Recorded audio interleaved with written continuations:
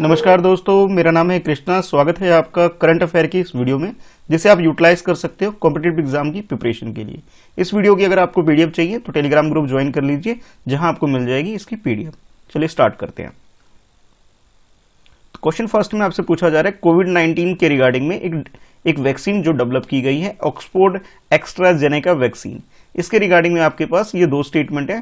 First statement में बोला जा रहा है कि आरएनए टाइप का ये वैक्सीन है, और सेकंड स्टेटमेंट में आपसे बोला जा रहा है कि इसको जो स्टोर करना पड़ता है उसके लिए जो हमें टेम्परेचर रिक्वायर्ड होता है -70 डिग्री सेल्सियस, ताकि आप इसे इफेक्टिवली यूज कर सके। तो ये दो स्टेटमेंट आपके सामने, आपको बताना है कि करेक्ट स्टेटमेंट क्या है।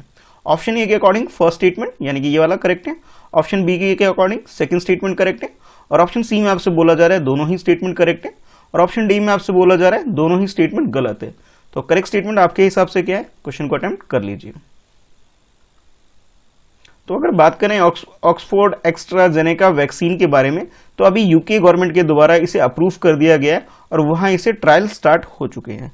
अगर हम अपनी कंट्री में बात करें तो हमारी कंट्री में एक इंस्टीट्यूट है, सीरम इंस्टीट्यूट ऑफ इंडिया, जहां पे इस वैक्सीन को एक ब्रांड नेम दे दिया गया है कोविशील्ड, और ये हमारी कंट्री में एक रजिस्टर्ड हो चुकी है। तो यहाँ पे जो दो स्टेटमेंट आपको दिए गए थे इसके रिगार्डिंग में कि ये आरएनए टाइप का एक वैक्सीन है, ये बात बिल्कुल गलत है। ये आरएनए टाइप का वैक्सीन नहीं है, बल्कि एस प्रोटीन या फिर आप कैसे SARS-CoV-2 वैक्सीन है। इसे जनरेट किया गया है चिंपांजी वगैरह के जो से हमारे बॉडी के अंदर इम्यून सिस्टम को स्ट्रांग करने के लिए इसमें अच्छे रिस्पांस देख करके इसे डेवलप किया गया है। तो फर्स्ट स्टेटमेंट तो बिल्कुल गलत हो गया।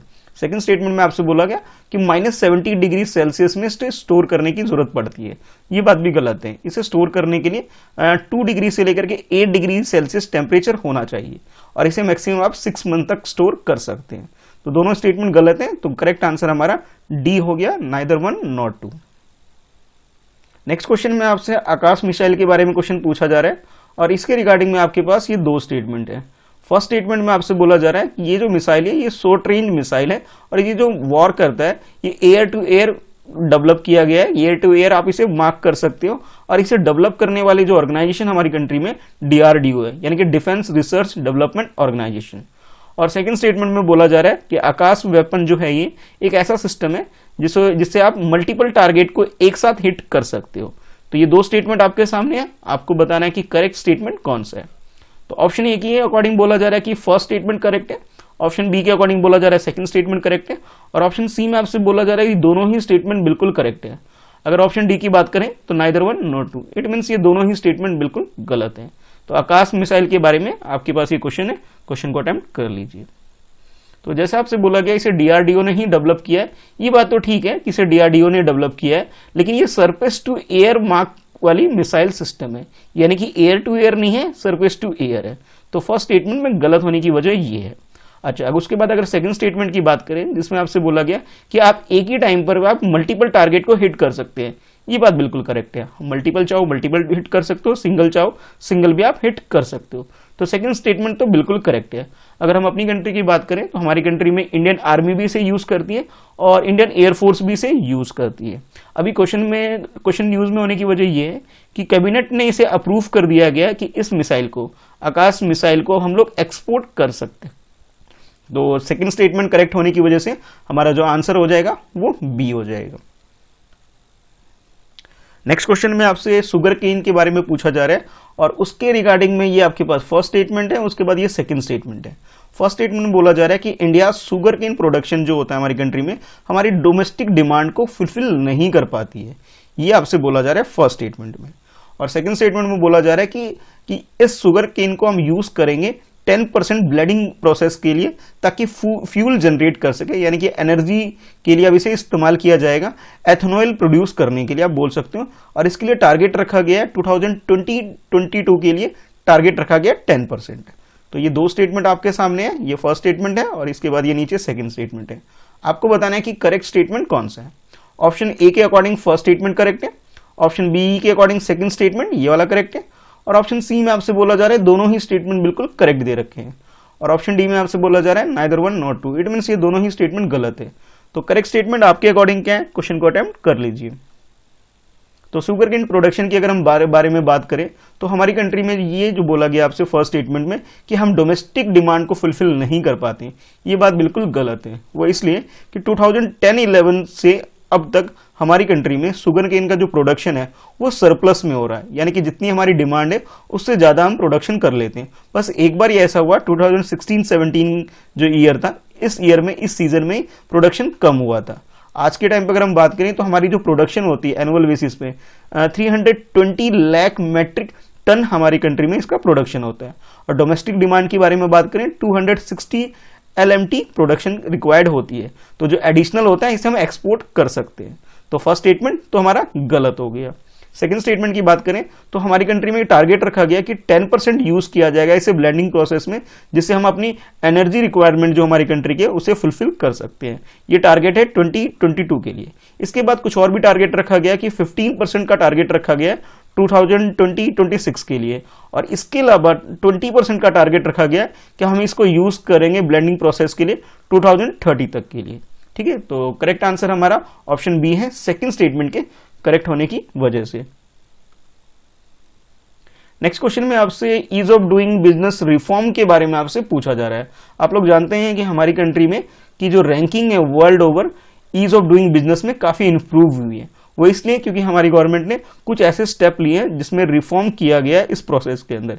तो इसी के रिगार्डिंग में आपके पास ये दो स्टेटमेंट में जिसमें आपसे बोला जा रहा है कि अब स्टेट को एडिशनल बोराइंग के लिए एलिजिबल हो चुकी है, ये आपसे बोला जा रहा है ताकि वो एक्सपेंडिचर प्रोसेस वगैरह कर सके। अच्छा, इसके रिगार्डिंग में ये फर्स्ट स्टेटमेंट है जिसमें बोला जा रहा है कि जो अब जो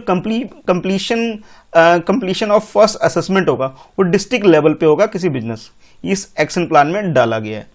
और सेकंड स्टेटमेंट में आपसे बोला जा रहा है कि इलिमिनेट कर दिया गया है इस रिक्वायरमेंट को कि रिन्यूअल करना पड़ता है, बार बार रजिस्ट्री करवाना पड़ता है, रजिस्ट्री सर्टिफिकेट की जरूरत पड़ती है, अप्रूव करवाना पड़ता है, इस तरह की चीजों को अब रिमूव कर दिया गया है हमारे इस सिस्टम के अंदर। तो ये दो स्टेटमेंट आपके सामने, आपको बताना है कि करेक्ट स्टेटमेंट कौन सा है।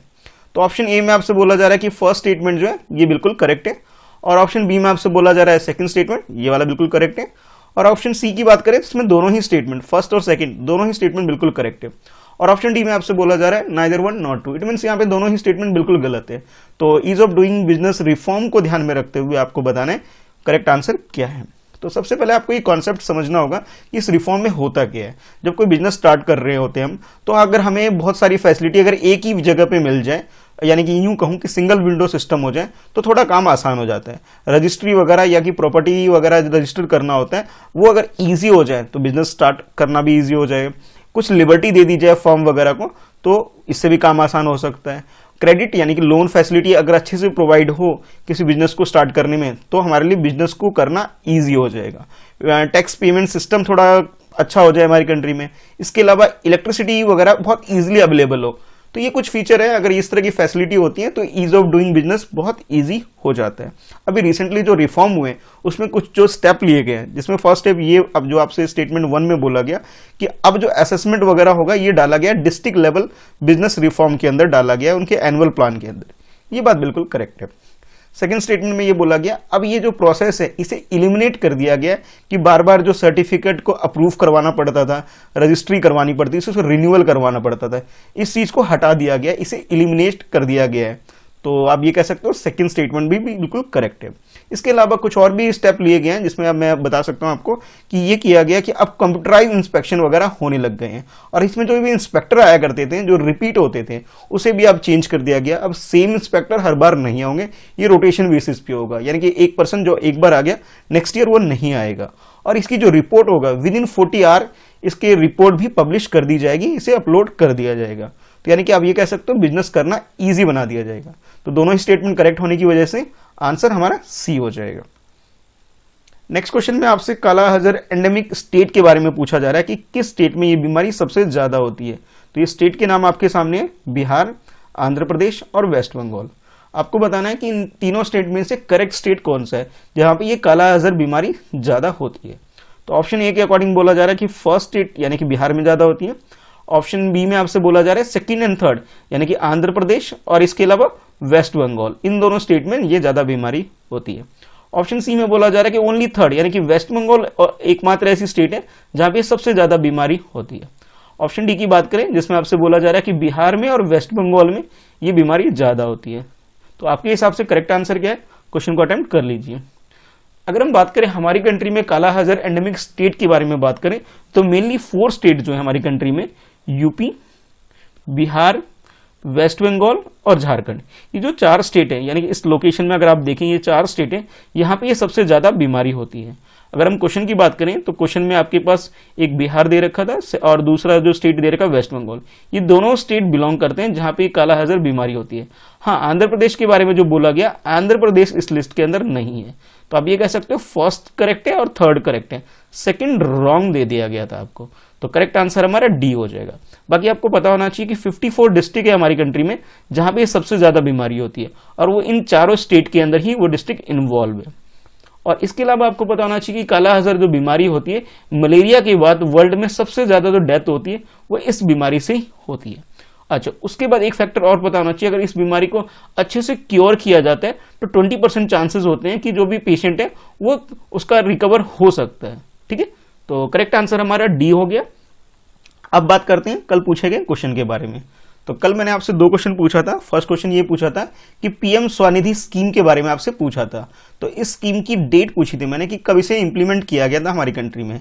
तो इसे जो इंप्लीमेंट किया गया था 1 जून 2020 में हमारी कंट्री में से इंप्लीमेंट किया गया था। ये था आपके लिए क्वेश्चन नंबर 1। और क्वेश्चन नंबर 2 मैंने आपसे पूछा था कि आपको ये बताना था कि एक एग्जाम्पल बताना था एक्सपो प्लानेट के बारे में। तो सबसे पहले ये एक्सपो प्लानेट होता क्या है, पहले आपको ये जानना है। जो भी हमारे सोलर सिस्टम है उससे बाहर के अगर प्लानेट है या कोई भी एस्ट्रॉइड बॉडी है, ठीक है, तो उसे हम एक्सपो प्लानेट बोलेंगे। ठीक है, जिसमें आप जानते हैं कि प्लूटो को अब हमारी इस सोलर सिस्टम से बाहर कर दिया गया है, तो प्लूटो एक इसका एग्जाम्पल हो गया। और सेकेंड एग्जाम्पल आप बोल सकते हो कैप्टर 16। ठीक है, तो ये था कल के क्वेश्चन के लिए। आज आपके लिए क्वेश्चन ये है कि ये जो स्टेट मैंने अभी आपको बताए, ये चारों स्टेट के बारे में आपको बताना है कि ये चारों स्टेट किस किस दूसरे बाकी स्टेट से बॉर्डर शेयर करती हैं, उन स्टेट का आपको नाम बताना है। ठीक है, सबसे पहला काम ये है आपका। सेकंड, आपको ये बताना है इन स्टेट में कोई फेमस रिवर है, तो रिवर बताना है इन स्टेट के अंदर कौन कौन सी रिवर फ्लो करती है। बाकी कोई भी नेशनल पार्क है या फिर वाइल्ड लाइफ सेंचुरी है तो उसके नाम बताने हैं, यानी कि इन चारों स्टेट के अंदर कौन सी वाइल्ड लाइफ सेंचुरी कवर होती है ये आपको बताना है। तो ठीक है, आज की इस वीडियो में इतना ही है। वीडियो को लाइक करिए, अपने दोस्तों में शेयर करिए। अगर इस वीडियो की आपको पीडीएफ चाहिए तो टेलीग्राम ग्रुप ज्वाइन कर लीजिए, जहां आपको इस वीडियो की पीडीएफ मिल जाएगी। ठीक है, फिर मिलते हैं नेक्स्ट वीडियो में और बाकी वीडियो देख करके आप रिवीजन कर सकते हैं।